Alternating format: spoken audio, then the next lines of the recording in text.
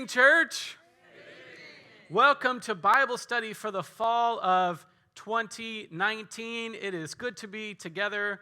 Today we'll be studying Exodus, which is the seminal story. It's the cornerstone story of the Jewish faith, and therefore it's the cornerstone story of our faith. You heard me say 2 falls ago, if you were here, that when we talk about Genesis, we're actually talking about a prehistory. Genesis isn't what they used to define their lives in the Jewish culture. In Jesus day, they didn't use the stories of Genesis to define their lives. They used Exodus to define their lives. Exodus is where we get the 10 Commandments. Exodus is where we get the story that we are not to be slaves. We are meant to be free. And it's because of God that we get that. It's because of Exodus that we get the story of the Paschal Lamb and the Passover, which is so influential for Jewish thought and also in Jesus' last few days. The story that's happening there is a retelling of Passover.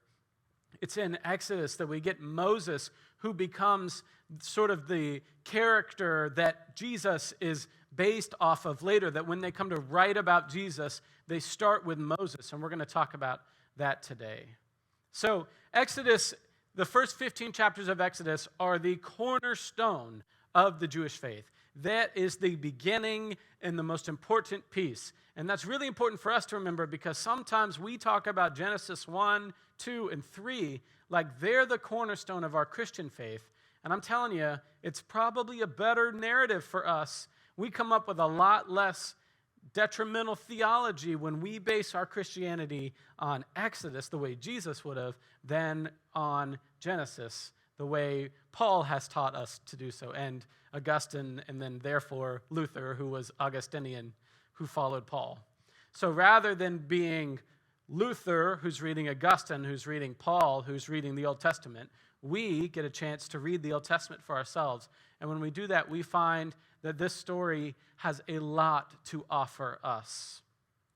Now, first, I know it's been 2 years since we studied Genesis together, but what happens at the end of Genesis? Who remembers? What's the last story in Genesis? The Joseph story. And how does the Joseph story end? Okay, who's they? All of Jacob's sons.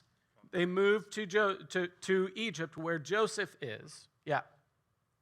Then they take Jacob's bones back to the promised land. Yes, so they bring Jacob, and Jacob gets to see his boys all coming back together, and he cries the dad tears there. Yeah, and then at the end of that story, everyone has survived famine. Now, we believe that these people who do not call themselves Jews, they won't call themselves Jews for about 1,000 years.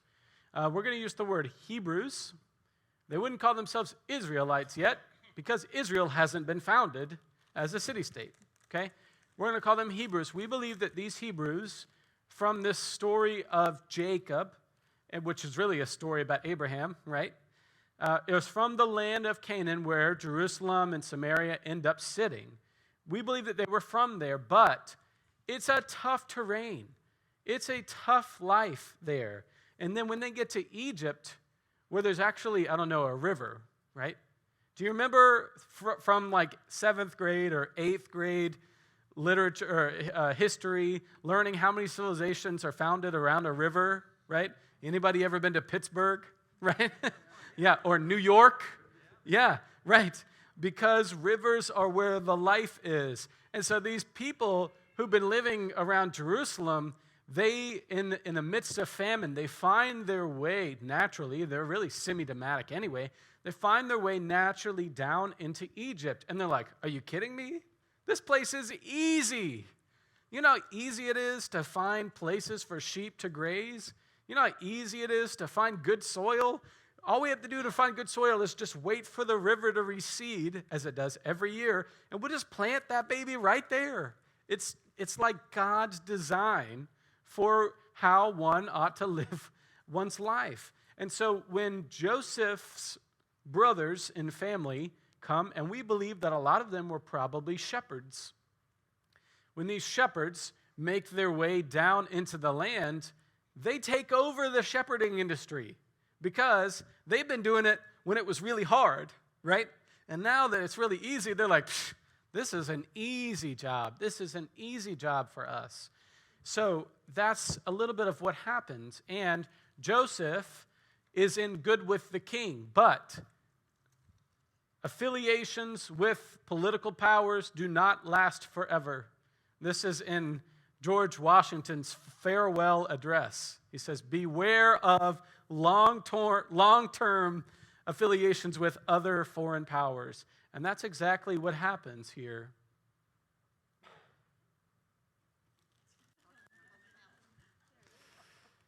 At the end of Genesis, I pulled this slide from 2 years ago from our Genesis study. Judah and his brothers came to where Joseph's house was, and then they reconcile. And then Joseph says to his brothers, come close to me. And they came closer. He said, I am your brother Joseph, whom you sold into Egypt. And remember that. They sold him as a slave into Egypt. Remember that.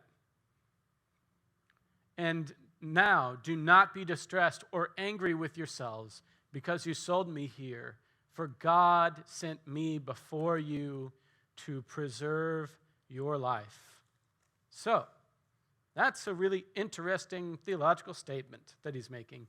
God sent you here so that you might live. And this is what it means to live in a world with famine. That's hard for us to imagine sometimes. When I say my prayer right before I eat my food, I almost always say, God, thank you for the land of abundance in which I find myself. Because if you found famine in this world, you would naturally migrate to where the food is. And so, in this capitulation, in this understanding at the end of Genesis, God is the one who brought them to Egypt so that they might survive. And he says, don't worry that you sold me into slavery. Well, let's just have a good laugh about that and move on. But remember that the question that we posed in Genesis was, am I my brother's keeper? And that came up in Genesis chapter 4 with Cain and Abel, where the question gets posited. Where's your brother? I don't know. Am I my brother's keeper? And then all the way at the end of Genesis, we get this story with Joseph and his brothers, and he says, don't be angry with yourselves because you sold me here, for God sent me before you to preserve your life. Wow, that is some a pretty high-minded way to look at how you've been treated so poorly. Remember, we talked about last week how Jesus is the most mature human to ever walk the earth, and Joseph right there is showing some really impressive emotional intelligence. Those are the very last words of Genesis. If you turn the page, these are the very first words of Exodus. Now, Joseph and all of his brothers and all that generation died. But the Israelites were exceedingly fruitful. They multiplied greatly, increased in numbers, and became so numerous that the land was filled with them. Now, whose promise was it that your descendants would be more numerous than one could count? God's promise to Abraham. That's right. So, whoever put this part at the beginning of the Moses story is trying to link you back to Genesis. We know from our reading of these things that the things that go in the beginning and the things that go in the end are typically the part of the story that were added last. Those are typically the things that were used to frame, and they're using the word Israelites here, which doesn't make sense because this story supposedly takes place 600 years before Israel, okay? It would be like if we had quotes from Martin Luther saying, and then they went to Cary because Raleigh was too expensive, right? Martin Luther's not going to write that because the history is off, okay? But the person who wrote this is sitting there in the city-state of Israel and writing the story as a self-identity for their people. Then a new king to whom Joseph meant nothing, came to power in Egypt. Look, he said to his peoples, the Israelites have become far too numerous for us. Come, we must deal shrewdly with them, or they will become even more numerous. And if war breaks out, we'll join our enemies, fight against us, and leave the country. Interesting. Okay? Remember how we talked about last week how rulers who rule out of anxiety typically do a pretty poor job of it? Right. Rather than saying, gosh, those Israelites, they've really found a way to thrive in this world. Maybe we should learn from them. The thought is, we should enslave and execute them. Otherwise, they might pose a threat to us. And then, hundreds of years go by, and there are some Europeans who settle in a new world, and then there are these people who already live there who help them and learn how to farm, and then those Europeans destroyed all of them, right? We continue to retell the same story of fear of the other, and that collaboration is more important than collaboration, right? Yeah. I'm just looking at it. They haven't been put in slavery yet. They have not been put in slavery. But why would then he be afraid of their leaving the country?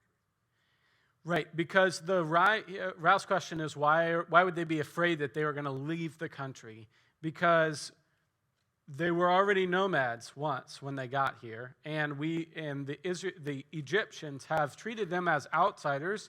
They probably look different, right? They're actually probably lighter skinned than the Israelites, right? If their descendants are more than the Egyptians, right? If the Hebrew people are more Middle Eastern, or they're from Turkey, or they're from Syria, or modern day, right? Afghanistan, somewhere in there. Compared to the Egyptians, who are fully African, there's probably a color barrier there. They can probably tell, and that instinctively asserts tribalism for people, and they think these people are going to rise against us, and if there is a war, and somebody else comes in and says, hey, we're going to give you, weapons and stuff if you overthrow these people, right? Which is exactly what happens in Game of Thrones, by the way. It's exactly what happens. Then that's what they're afraid of, and then they're gonna ride out of town on the horses, kind of thing, that they might pillage and then leave with the conquering army. Yeah, with the conquering army, right? So if Persia comes down, or Syria, or Greece, or something like that, they would pillage and then they could leave. Yeah, interesting that the anxiety that the Pharaoh talks about is there's so many of them. So let's be mean to them, because if war breaks out, they would join our enemies. Of course, there's so many of them, if we were nice to them, they probably wouldn't join with the enemies, right? Doesn't quite occur to him. That doesn't quite occur to him. Now, narratively, we also need to admit that it is the Israelites who wrote this story down, right? So they're going to write things to make them look good, and other people to look what? Bad. That's right. That's how we tell stories. That's how all of us tell stories all day, every day. Yeah, so it's a humble brag here for the Israelites, for the Hebrew people to say, you know what Pharaoh said? He said, those Israelites, they are so good at making babies and having babies and raising babies. They are so good at being numerous. They're such a hardy stock. I got to do something about them, right? So it's a humble brag on behalf of the Israelites to say, they really can't kill us, and we're just too big and important. So they put slave masters. This is the very next line. The Pharaoh has said, we should do something to them. We should deal shrewdly with them. So they put slave masters over them to oppress them with forced labor. And they built Pithom and Ramses as store cities for Pharaoh. Those are cities on the northeastern end of Egypt, which makes sense. That's where they would have come down from if they came from Jerusalem. But the more they oppressed, the more they multiplied and spread. What?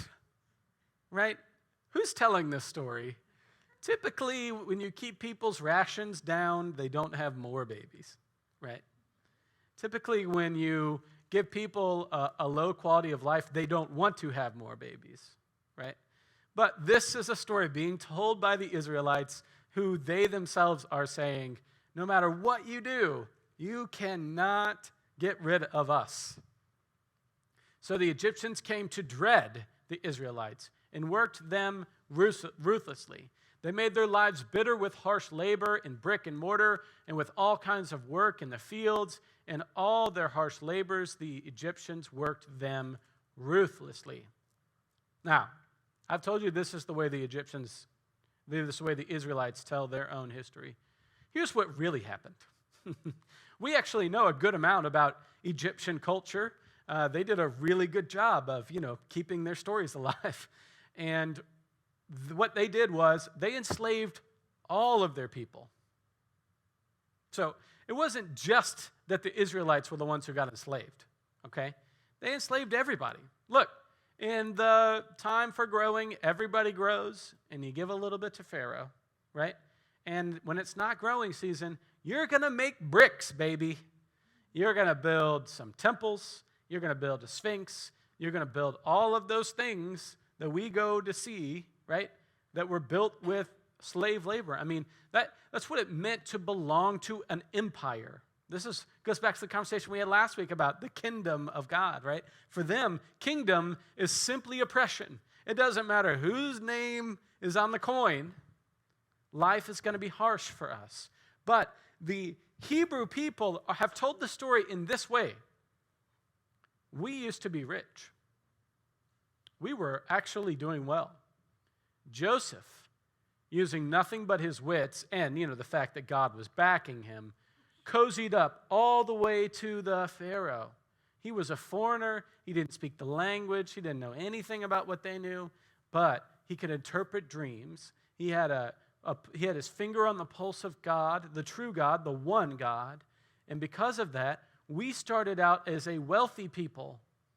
And so, when everybody starts making bricks, the people who have been making bricks, who have been under the boot of the leaders for millennia, they don't complain in general.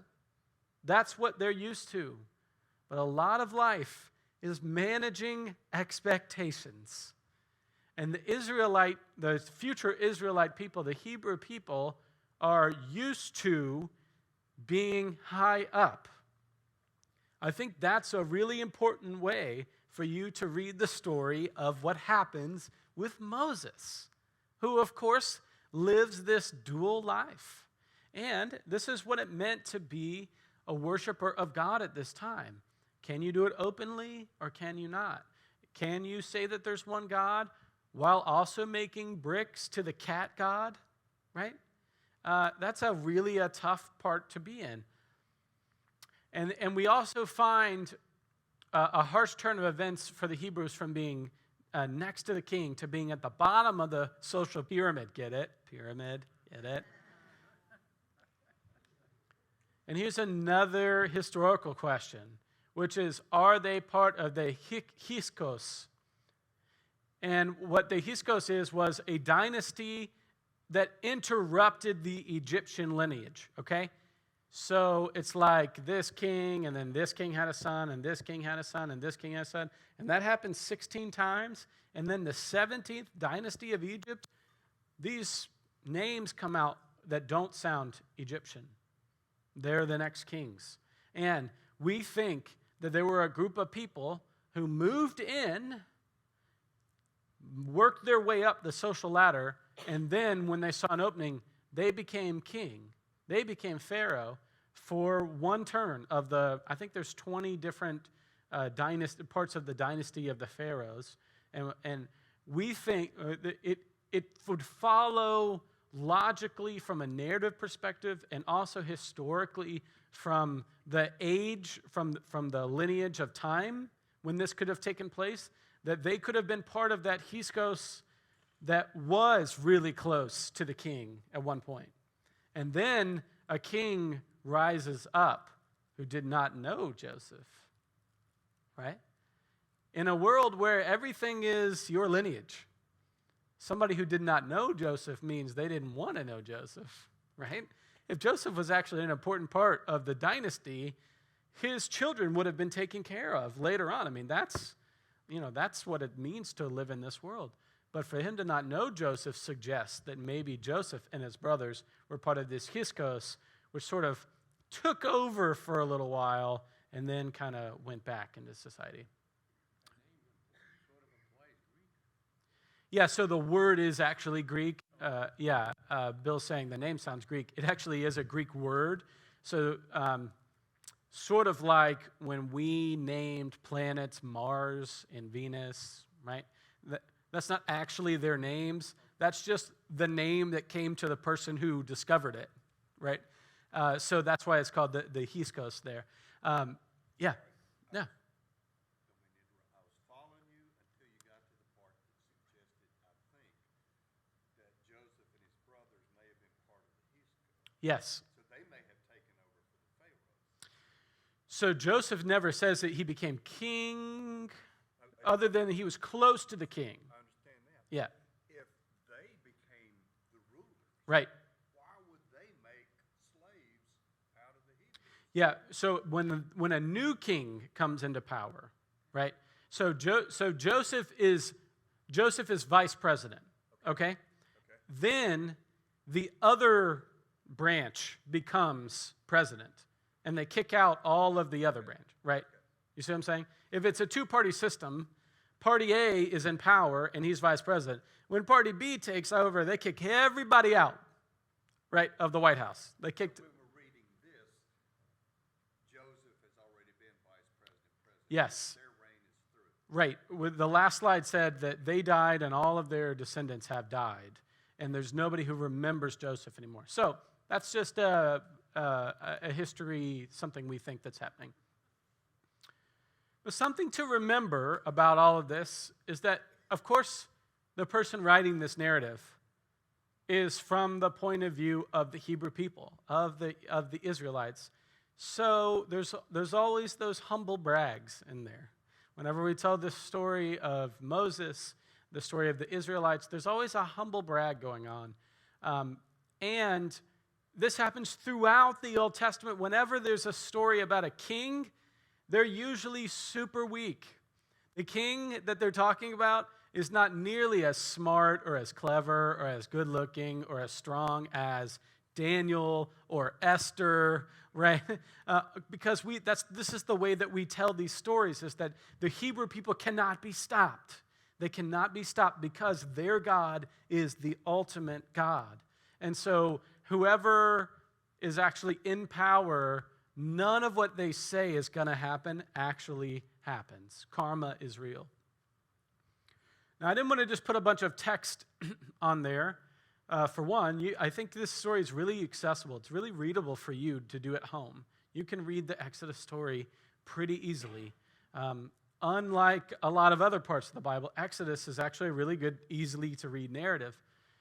There are two women named Shiphrah and Pugh who are named, which is odd. Anytime women are named, something's going on there, right? We think that they were sort of given saintly titles by the early Israelites. That's why their names are here. Because they lied to Pharaoh. So here's what happens. So Pharaoh says, no matter what I do to these Hebrew people, they keep popping up. There's more of them every time I look, right? Every time I turn around, there's more of them. So I'm going to tell their own midwives to kill all the male babies as soon as the male baby is born. Well, that sounds like a good plan for a king to just say, all the boys were stillborn. Except that the midwives don't go along with it. So it shows that the king is really weak because he's not willing to do it himself. He actually wanted Hebrew people to kill Hebrew people, which ain't happening, right? So Shiphrah and Pugh go back to the king and they say, sorry, Pharaoh, we tried to kill all the boys when they were born, but Israelite women are not like Egyptian women. They give birth so well. They give birth before we even get there to deliver the baby. These women are so hardy that by the time we get there, the baby's already in their arms. Look at the baby, right? Do you feel a humble brag coming on there, right? They're not like the Egyptian women where we have to like dab their forehead and like, whatever they did. I mean, I'm sure it was terrible in any dirty circumstance in the 12th century BCE. I'm sure it was horrible giving birth.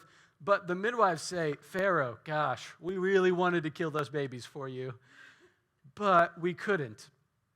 Now, the other thing that's interesting here is that often midwives could not have their own babies. It was sort of like their role, justifying their role in society if they couldn't have babies. It's very cruel, I guess. But because they subvert Pharaoh's order, God gives them children later on, right? They win the whole daily special on The Price is Right. What's that thing called at the end? The grand showcase. They win both showcases, right? They get everything that's coming to them and more, all because they lied to Pharaoh. So this has become the case that rabbis use to talk about, is there ever a good reason to lie? This becomes the ethical case that rabbi after rabbi writes about to say, well, I can justify lying because do you know about Shiphrah and Pugh? And what would have happened if they hadn't lied to Pharaoh? They would have killed Moses. And do you want that on your conscience? So this becomes a very important story. So I commend it to you. I don't know that we have a really great answer to, is there ever a good time to lie? But this becomes influential all the way up to like Bonhoeffer's day, right? In Germany, should you tell the Gestapo that you're harboring Jews? Well, it's not right to lie, but I know as soon as I tell them, they're not going to respond well, right?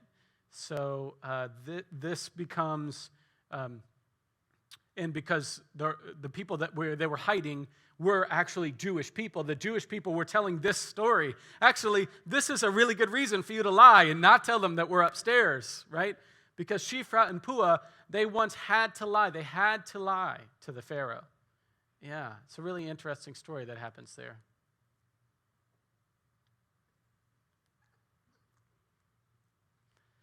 So, like a lot of the stories when we talked about it in Genesis, why we insist on giving these stories to children, I've never quite understood, because I've had many children come up to me in my years as a pastor. Pastor Daniel, why did they kill all the babies in Egypt? To which I say, why are we still, I don't blame Sunday school teachers. God bless them. They are working their tails off, and they are working with the curriculum that we give them. But why is the curriculum that we give Sunday school teachers of 5-year-olds have to do with the mass genocide, infanticide of all of these babies? I have no idea. Pastor Daniel, why did Moses' mom put Moses in the water? Like, isn't that like bad parenting? Yeah. Yeah. It's a weird story. It's a tough story. Yeah.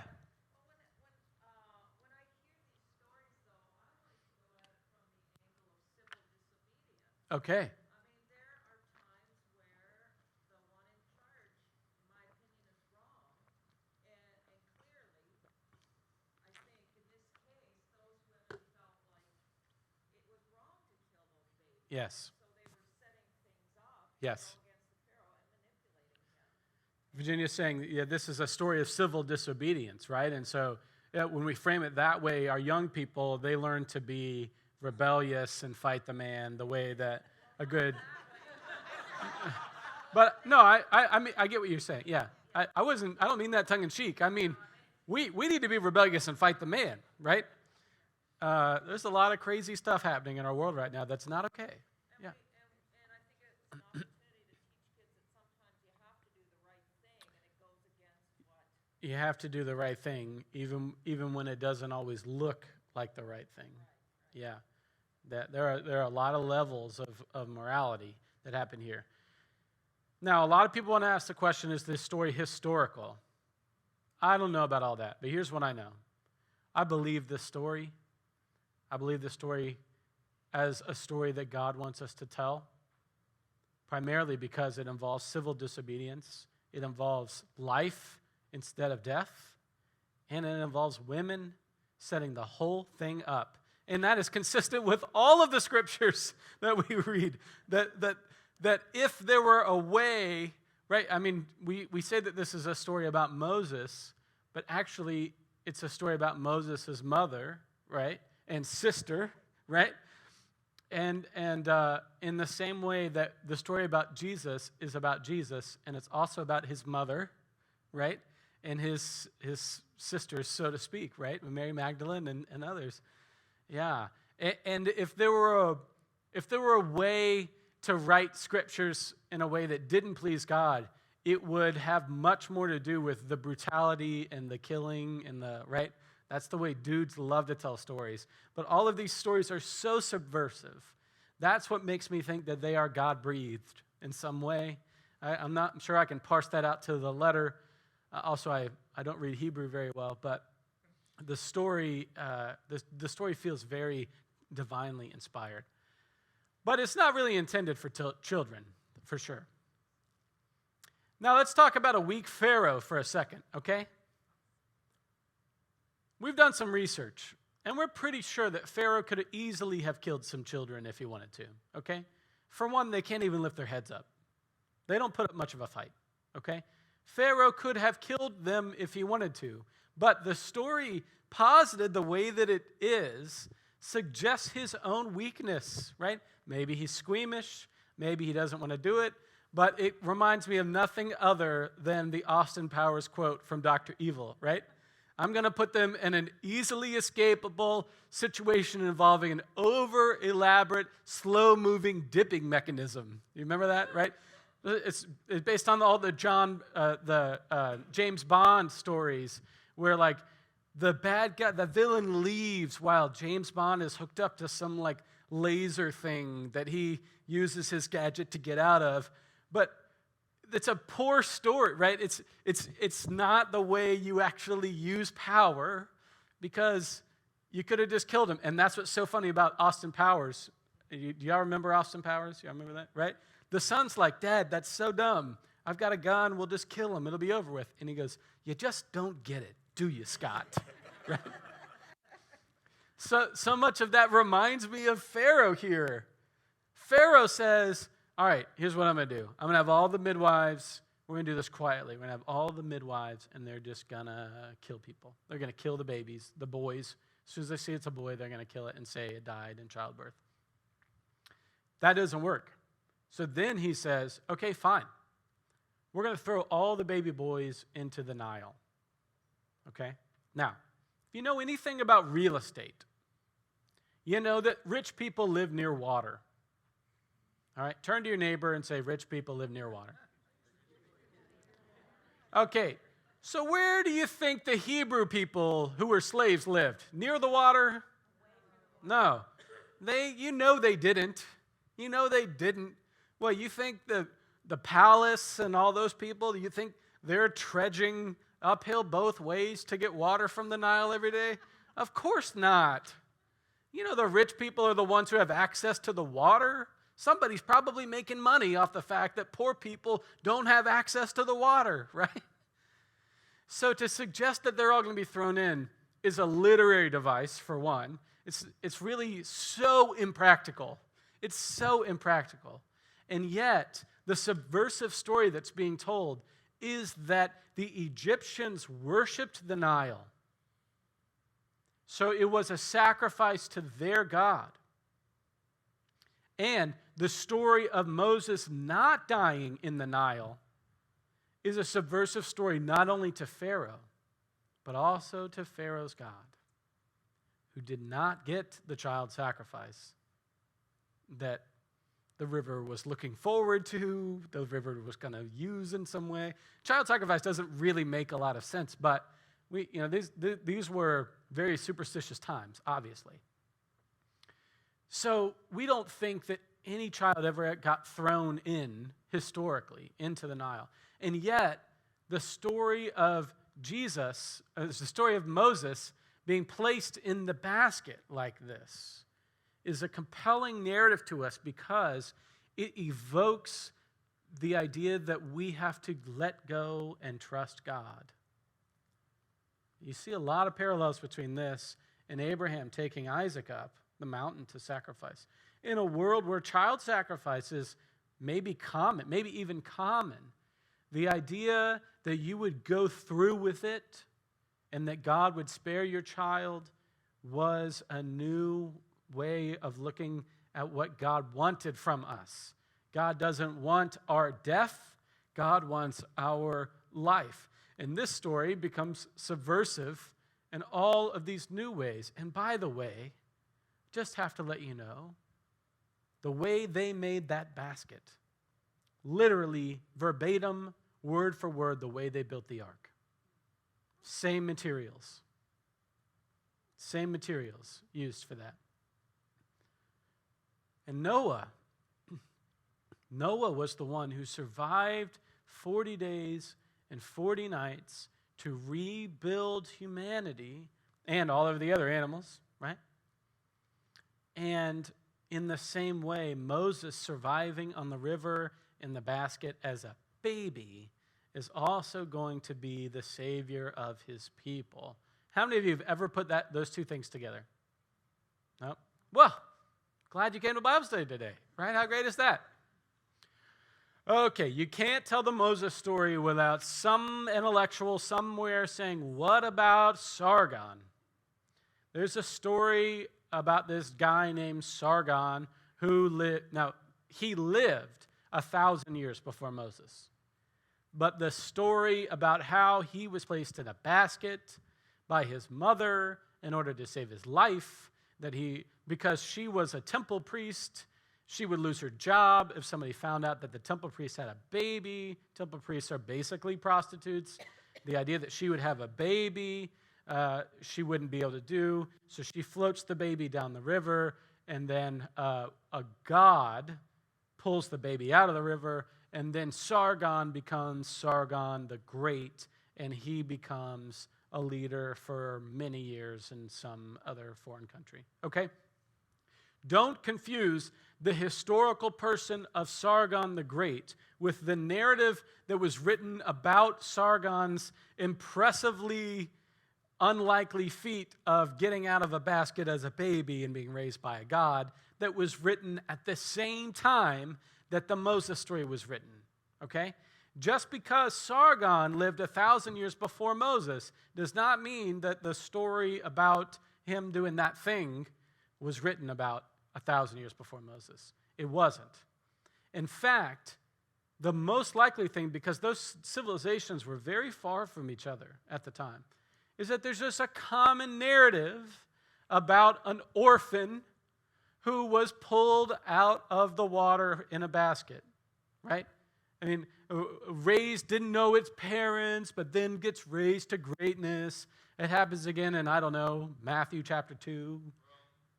It happens in Rome. I thought you said wrong. I'm like, no, it's Matthew chapter 2. I looked it up today. It happened in Rome. It happens in Harry Potter, book 1, right? We know the story of the messianic figure who grows up saying, I never knew my mother and father, and somehow get raised back into royalty. Yeah, Romulus, is Romulus? Yeah. Yeah, right, it's the same. Yeah, right, raised by the wolf. Yes, thank you. So that is a common archetypal narrative that finds its way into both of these stories. Just like, we still tell tall tales, right, in the United States. Chopping down cherry trees and throwing a coin over the Potomac, right? We're still telling these stories. One of my favorite lines is from The Hobbit, where Gandalf says, all of the good stories deserve to be embellished, right? All of the good stories deserve to be embellished. So is Moses fake because Sargon did it 1,000 years before? No, look it up. It's on Wikipedia. It's not hard to find. But there is an important story that comes from this story that I want to make you blatantly aware of, because you probably didn't draw this connection that well either. Like 1,000 years later, 1,500 years later, there's this boy who's born. He doesn't know his father, right? He's rejected by society. He's not placed in a river, but he's placed in a manger. And when he's placed in the manger, some nonsense king leads out of his own anxiety and says, I need to destroy that one baby. And since I don't know which that one baby is, I'm going to kill all of the babies in Bethlehem. And Joseph, no joke, his name's really Joseph. Joseph has a dream. No joke. That happens in Matthew chapter 2. A guy named Joseph has a dream, just like the Joseph at the end of Genesis, whose story we're still telling. This is the story we're telling.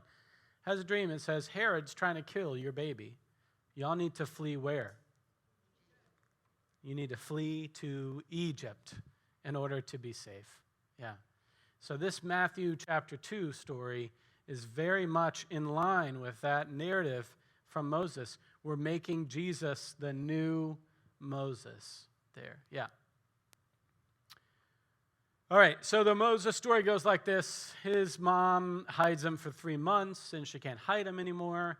She puts him in a basket, and he gets picked up by the Pharaoh's daughter, who has compassion. Even though the Pharaoh's a big, giant idiot who's just trying to kill babies, his own daughter, right, or maybe granddaughter, is bathing, and which is, why do women always have to be bathing in these stories? I don't understand. They go to the river all the time for everything, but when men tell a story, the young girl's always bathing. I just think that's interesting. The daughter finds the baby and has compassion and mercy in a way that only a woman can in this setting. She takes it and says, I want to raise this child myself, but I don't have milk for this baby.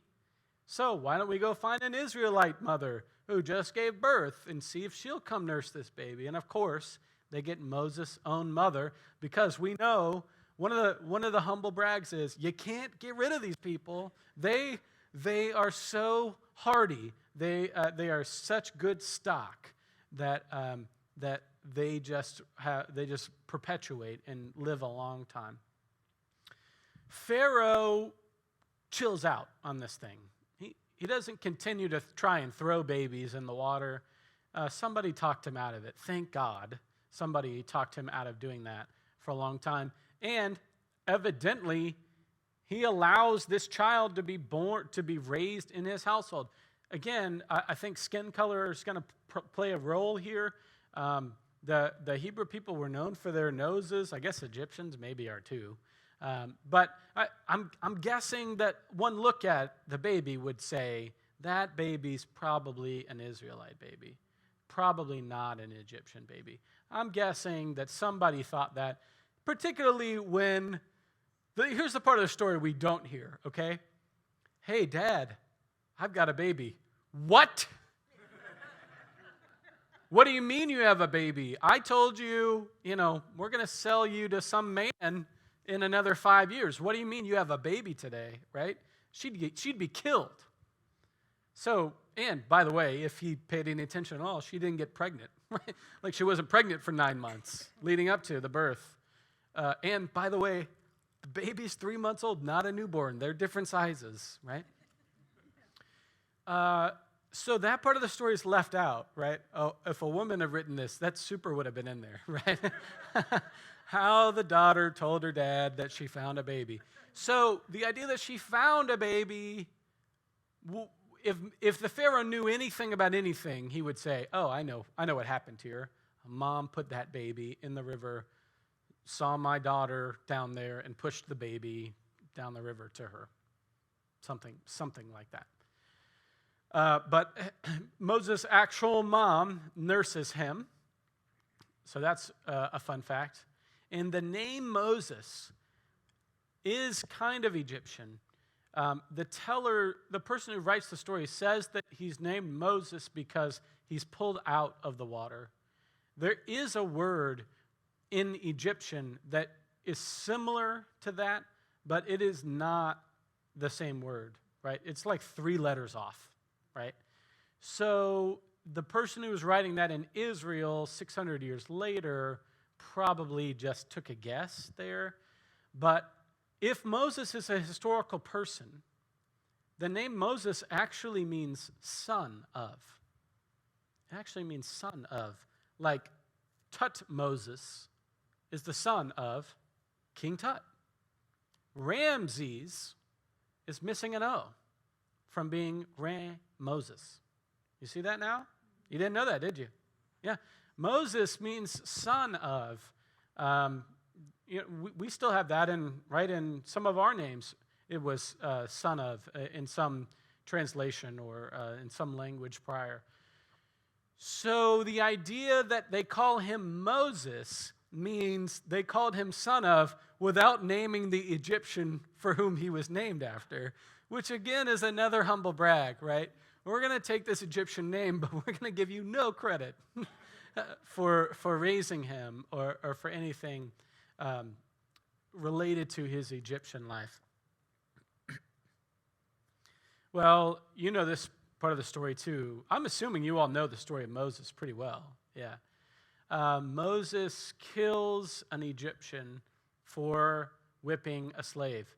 What I really like about this picture is because it totally reminds me of 6th grade, where one person gets down on all fours and another person comes up and pushes them over the person who's already there. Moses kills him. There's not a lot spent on that narrative. And that's really interesting to me.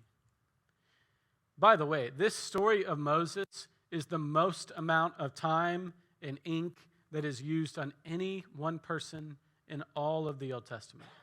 Moses is the longest narrative. We follow one singular character for many, many parts of his life.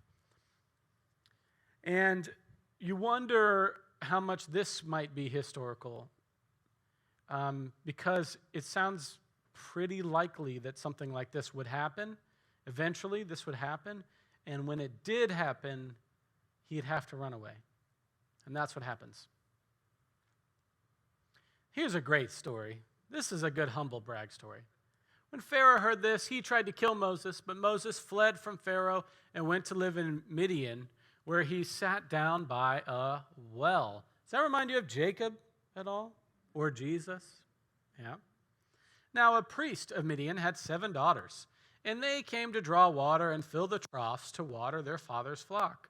Some shepherds came along and drove them away, but Moses got up and came to their rescue. Now, this story sounds a little too good to be true. Look at this picture.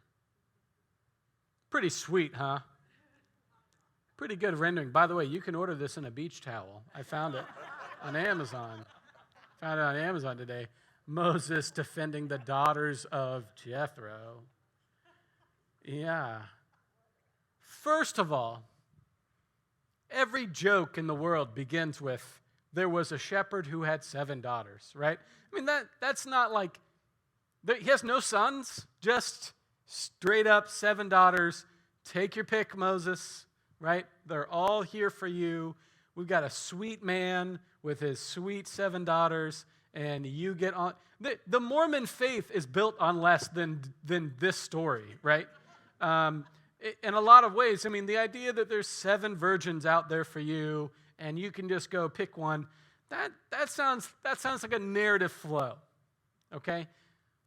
But Moses defending them, that's something that I could see happening, right? Moses, who was raised by these women who just left Egypt because he was defending his people, finds himself in a foreign land. He's run away as far as he can. Keep in mind, though, Jethro's still Egyptian. He didn't leave the country, right? And Jethro is a high priest. So it's not just the 7 daughters, it's the preacher's daughter, right? That's the story that's being told here. And Moses, so heroically, as in this visage here, defends them because they are shepherds. Because these women, in a world without brothers, Jethro only had 7 daughters, as far as we know. Otherwise, the brothers would probably be tending the sheep, right? The David story is all about how the brothers were tending the sheep. But these 7 daughters all go together to get water for the sheep. And these evil shepherds try to run them off. But Moses defends them. And when he does that, he hits the jackpot. Because then Jethro, I didn't put that picture in, Jethro invites the women run home. Daddy, guess what? He said, how are you back so soon? And they're like, oh, this big, strong man came and saved us. And then he goes, there's a big, strong man around here that I haven't met? Bring him over. So I bring him over, and he says, okay, you're going to live with me. You're going to marry my daughter, and your life's going to be great. And that's where the story was given us a false ending, right? This is the false ending to the Moses story. Because this story is about God. It has to have redemption in it. Because the story is about God, it has to have reconciliation with it. We just went through Joseph and his brothers, and before that, we went through, do you remember the problems between Jacob and Esau, and they reconcile at the end? You know, all of these stories have led us to think that God is a God of reconciliation, and that God is on the side of liberation. God is on the side of justice. And that can't happen when we run away from our misdeeds, and it can't happen when we run away from God's people. What we're being called to do is to go back. During that long period that Moses was gone, the king of Egypt died. The Israelites groaned in their slavery and cried out, and their cry for help because of their slavery went up to God. God heard their groaning, and he remembered his covenant with Abraham, with Isaac, and with Jacob. So God looked on the Israelites and was concerned about them. And the next thing God's going to do is finally talk to Moses and send him home. Yep. Thanks so much for coming out tonight for Bible study. We're going to take 2 weeks off, Heidi. I know we're taking next week off because it's the Called to Be Prophets event. Yeah, and the next week we're taking off, what? Because I'm taking my son Jacob back to his roots, to Arizona, where he was born, because he hasn't been back since he was really like 4, something like that. And we're going to go to the church where he was baptized and go see my family, who reminds me that I don't come visit them very often. So next week's Called to Be Prophets, and then the week after that, Jacob and I will be gone, and then the week after that, which is the second week in October, we will meet again. So, sisters and brothers, may God always hear your cries, and that you may always answer the call to stand up for the people who need you to stand up for them. Amen. Thanks for coming.